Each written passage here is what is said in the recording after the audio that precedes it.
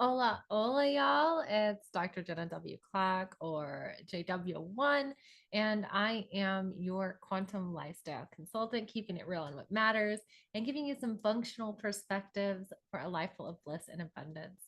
Today, we're going to be talking about compassion, and from the title about what if they ran over their cat this morning. Where does that come from? It comes from a story that my mom used to tell me all the time, and I didn't really realize the depth and importance of this perspective and concept until, of course, I see it in play as I am going through life.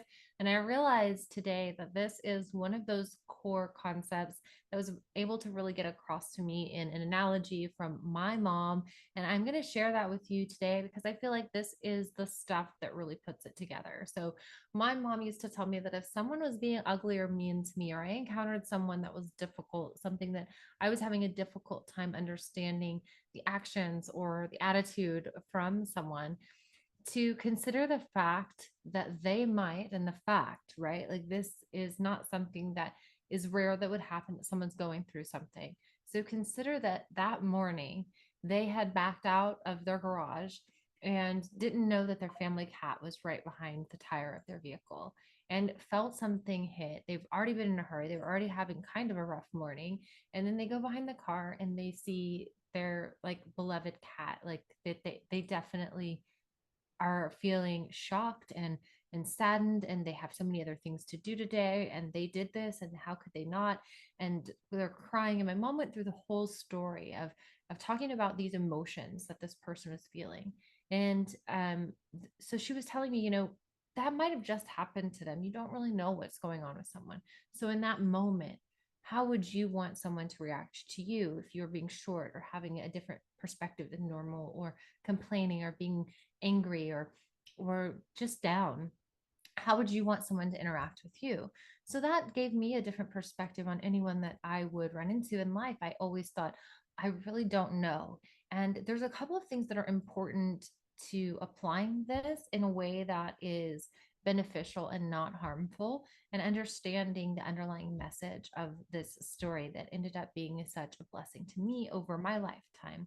And the good thing is that it's so specific and a little bit ridiculous that you can allow it to be all the way, and then realizing that really anything could happen, right? So that little bit of drama helps you understand it's not that crazy. It's very likely that someone's dealing with something much more severe and complex than just this. So we can give each other that grace. And in giving each other that grace, we're able to give ourselves that grace.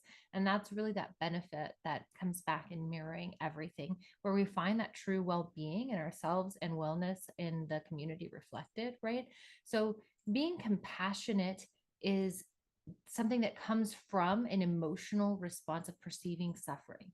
So it involves this really authentic desire to help alleviate that suffering. So empathy is the feeling of understanding that suffering and feeling those feelings. Feeling those feelings can sometimes get us wrapped up in those feelings. And there's nothing wrong with experiencing that to some level. However, that compassion is what gets us out of that stagnant place and allows us to really move forward and create the full cycle, the regenerative cycle that comes through these emotions. So, compassion is the authentic desire to help alleviate the suffering, which then can be alleviated through that action and can actually trigger a really beneficial chain of energetic events, right? Science is very clear that compassion is good for our health, right? It can reduce stress, it improves your social interactions, obviously, and that extends life expectancy in those community interactions, right?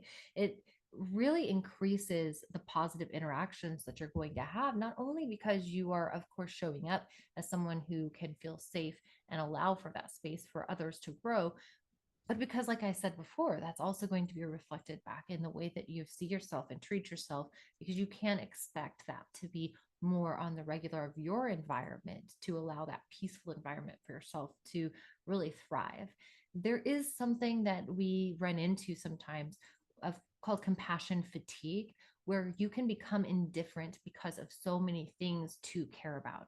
So I think it's really important to realize the compassion for self as part of this, and realize that the only way that you can truly have the compassion and action in that ability to see suffering somewhere else is also in that space that you are giving yourself the grace to have space from always being looking for giving compassion away, right?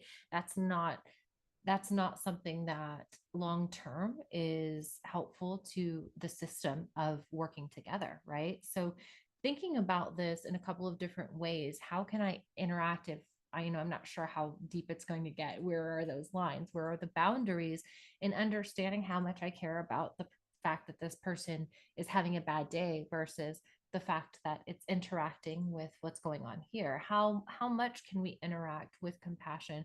And the truth is, there's no limit when it's in true compassion. That is something to find through your interactions. So you can do this really through reading, is reading and reading all different types of stories and perspectives.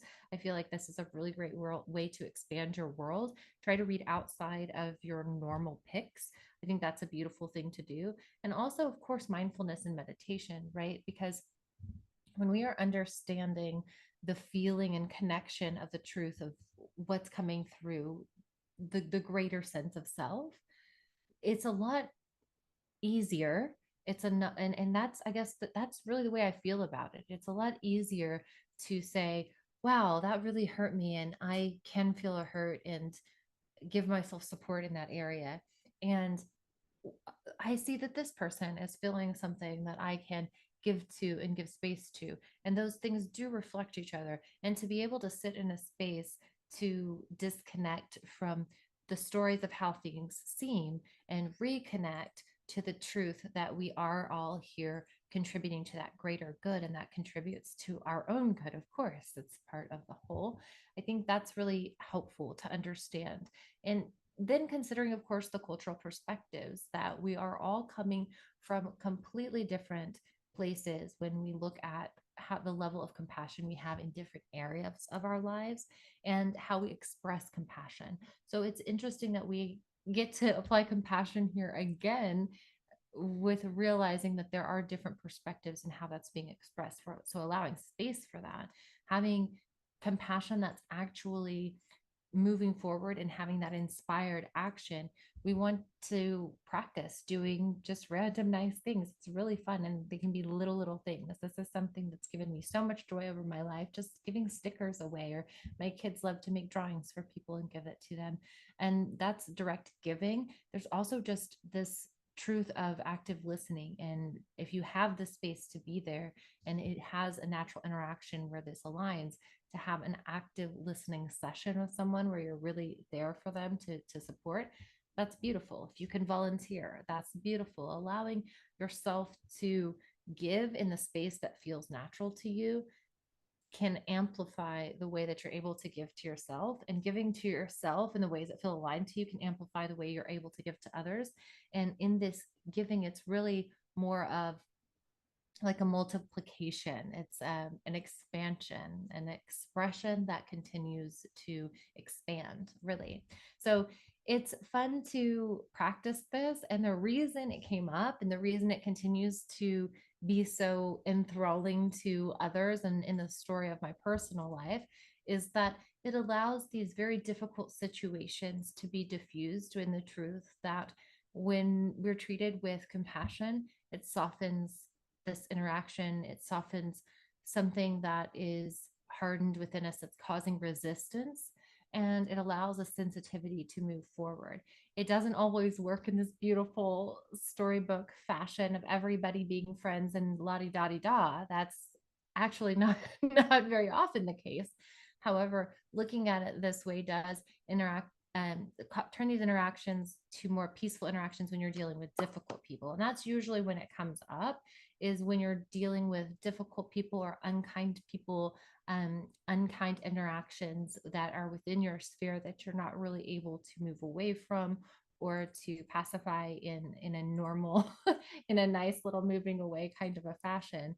It's And maybe that's not always what we need to do, I guess is the point, is that understanding that giving compassion in these situations is not only beneficial for the person who is on the other side of things, it's also really beneficial for yourself, and that it has scientific wellness benefits. And also, it helps us to really integrate the truth of our values into our lives and value ourselves and value that compassion towards self, that inspired action, so that we don't stay in suffering. It's really important for the long term benefits of bliss and abundance in our lives, functional ways to get there. And thinking about the idea that the energy that we put out is the energy that comes back in any type of way you look at that, it feels so fulfilling, relaxing, and truth and well being. It feels like an alignment to say that practicing compassion is a good thing, an overall beneficial and rejuvenating, regenerating thing.